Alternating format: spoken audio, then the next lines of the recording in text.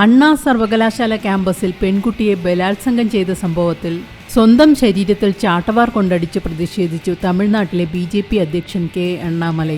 പ്രതിഷേധത്തിന്റെ ഭാഗമായുള്ള 48 ദിവസത്തെ വ്രതം ആരംഭിക്കുന്നതിന് മുന്നോടിയായാണ് അണ്ണാമലൈ സ്വയം ശിക്ഷിച്ചത്. പച്ച നിറത്തിലുള്ള മുണ്ടെടുത്ത് സ്വന്തം വീടിന് മുന്നിലായിരുന്നു അണ്ണാമലയുടെ പ്രതിഷേധം.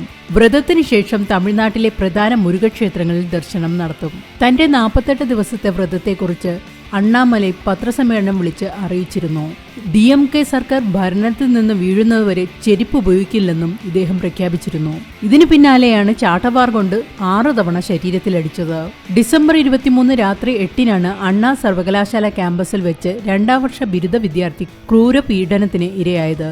രണ്ടുപേർ ചേർന്ന് പെൺകുട്ടിയെ വലിച്ചിഴച്ചു കൊണ്ടുപോയി ബലാത്സംഗം ചെയ്യുകയായിരുന്നുവെന്ന് യുവതിയുടെ മൊഴി. ഒപ്പമുണ്ടായിരുന്ന സുഹൃത്തിനെ മർദ്ദിച്ച് അവശനാക്കിയതിനു ശേഷമായിരുന്നു ക്രൂരപീഡനം. സംഭവത്തിൽ ഒരാളെ പോലീസ് അറസ്റ്റ് ചെയ്തിട്ടുണ്ട്. കോട്ടൂർപുരം സ്വദേശി ജ്ഞാനശേഖരൻ ആണ് അറസ്റ്റിലായത്. വഴിയോരത്ത് ബിരിയാണി കച്ചവടം നടത്തുന്നയാളാണ് ജ്ഞാനശേഖരൻ. ഇയാൾക്കെതിരെ കോട്ടൂർപുരം പോലീസ് സ്റ്റേഷനിൽ വേറെയും കേസുകളുണ്ട്. CCTV ദൃശ്യങ്ങളുടെ സഹായത്തോടെയാണ് പ്രതിയെ പിടികൂടിയത്. അണ്ണാ യൂണിവേഴ്സിറ്റി ക്യാമ്പസിൽ പെൺകുട്ടി ബലാത്സംഗത്തിനിരയായ സംഭവത്തിൽ പിടിയിലായ പ്രതി ജ്ഞാനശേഖരൻ DMK പ്രവർത്തകനാണെന്നാണ് അണ്ണാമലൈ ആരോപിക്കുന്നത്. തമിഴ്നാട് ഉപമുഖ്യമന്ത്രി ഉദയനിധി സ്റ്റാലിനും മറ്റ് DMK നേതാക്കൾക്കുമൊപ്പം പ്രതി നിൽക്കുന്ന ചിത്രങ്ങൾ അണ്ണാമലൈ പുറത്തുവിട്ടു. പ്രതി സ്ഥിരം കുറ്റവാളിയാണെന്നും ഇയാൾക്കെതിരെ രജിസ്റ്റർ ചെയ്ത കേസുകളിൽ യാതൊരു പോലീസ് നടപടിയും ഇതുവരെ ഉണ്ടായിട്ടില്ലെന്നും അണ്ണാമലൈ കുറ്റപ്പെടുത്തി. പ്രതി ജ്ഞാനശേഖരൻ പ്രാദേശിക DMK നേതാക്കളുമായി അടുത്ത ബന്ധം പുലർത്തുന്ന ആളാണ്. DMK പ്രവർത്തകനായതിനാൽ പ്രതിക്കെതിരെ രജിസ്റ്റർ ചെയ്തിട്ടുള്ള എല്ലാ കേസുകളും അടിച്ചമർത്തപ്പെടുകയാണ്. പോലീസിന്റെ നിരീക്ഷണ ലിസ്റ്റിൽ പോലും ഇയാളെ ഉൾപ്പെടുത്തിയിട്ടില്ല.